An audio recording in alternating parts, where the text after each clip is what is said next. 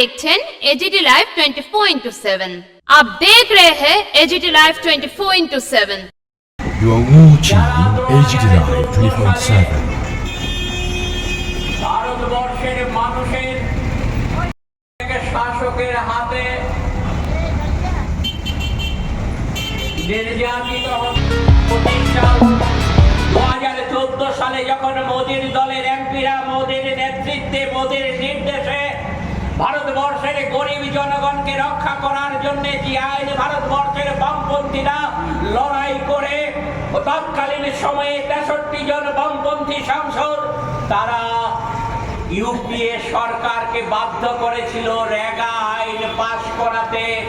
সেই রেগার সুফল যেটা গরিব মানুষ পাচ্ছিল, ভারতবর্ষের অর্থনীতিবিদরা ওই মোদীর এমপিরা পার্লামেন্টে রেগার বিরুদ্ধে বলার পর ভারতবর্ষের প্রথিতযশা অর্থনীতিবিদ, পৃথিবীর প্রথিতযশা অর্থনীতিবিদ, তার মধ্যে নোবেল পুরস্কার প্রাপ্ত অর্থনীতিবিদরা আছেন, তারা যৌথভাবে বিবৃতি দিয়ে এই কথাটা বলেছেন যে ভারতবর্ষের বর্তমান যে অর্থনীতির হাল হকিকত, এই অর্থনীতিটাকে ধরে রাখার ক্ষেত্রে রেগা একটা গুরুত্বপূর্ণ ভূমিকা পালন করছে। কি কারণে?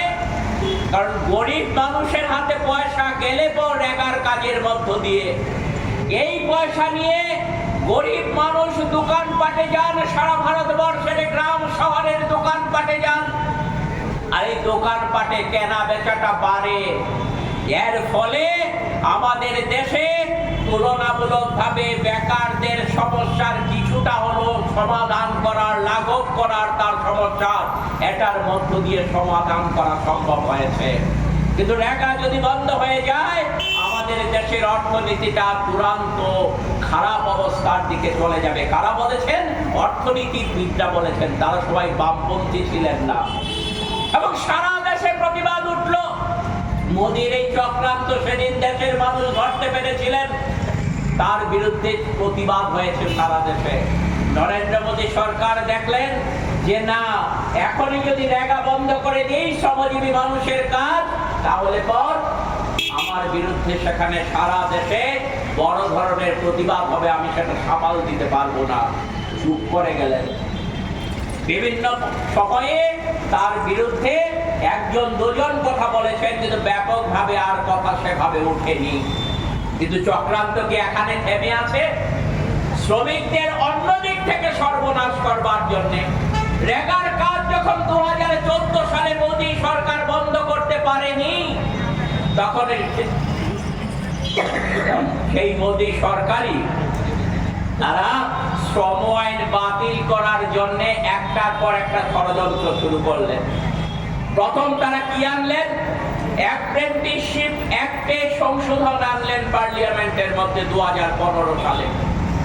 সেটা আমাদের দেশের নিয়ম ছিল, বিভিন্ন জায়গা থেকে যে ছেলে মেয়েরা আইটিআই থেকে ট্রেনিং নিল, কোনো একটা ইঞ্জিনিয়ারিং ইনস্টিটিউট থেকে ট্রেনিং নিল, অন্যান্য কিছু সংস্থা থেকে ট্রেনিং নেওয়ার পর চট করে কোনো কলে কারখানায় সংস্থায় কাজ পায় না, তার জন্য তাদেরকে শিক্ষার নবিশ হিসেবে সেখানে 3 থেকে 6 মাস কাজ করতে হয়।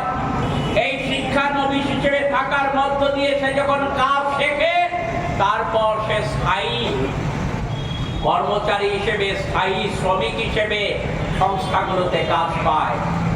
এই যে ব্যবস্থাটা আমাদের দেশে আইনে ছিল, সেই জায়গাটায় নরেন্দ্র মোদী সরকার সেই আইনের পরিবর্তন করলেন। কার স্বার্থে? মালিকদের স্বার্থে। কারণ দেশ তো চালাচ্ছেন এখন 3 জন মানুষ। এক হচ্ছেন নরেন্দ্র মোদী, দুজন হচ্ছেন অমিত শাহ, তৃতীয় নম্বর ব্যক্তি হচ্ছেন আদানি। তাদের জন্য দেশের সবকিছু চলছে, তাদের ভালোর জন্য সবকিছু চলছে। আর সেই লক্ষ্য নিয়ে তারা দেখলেন আদানির সম্পদকে যদি বাড়াতে হয়, আম্বানির সম্পদকে যদি বাড়াতে হয়, তাহলে নরেন্দ্র মোদী, অমিত শাহরা নির্বাচনে জিতে আসার জন্য ওই নির্বাচনী বন্ডের মধ্য দিয়ে যে হাজার হাজার কোটি টাকা পান তাদের কাছ থেকে, যার মধ্য দিয়ে তারা জনগণকে ভুল বুঝিয়ে টাকা বিলি করার মধ্য দিয়ে নির্বাচনে জয়লাভ করার চেষ্টা করেন, সেই সুযোগটা বন্ধ হয়ে যাবে যদি আদানি আম্বানিদের সম্পদের পরিমাণকে আরো বেশি বাড়ানো না যায়।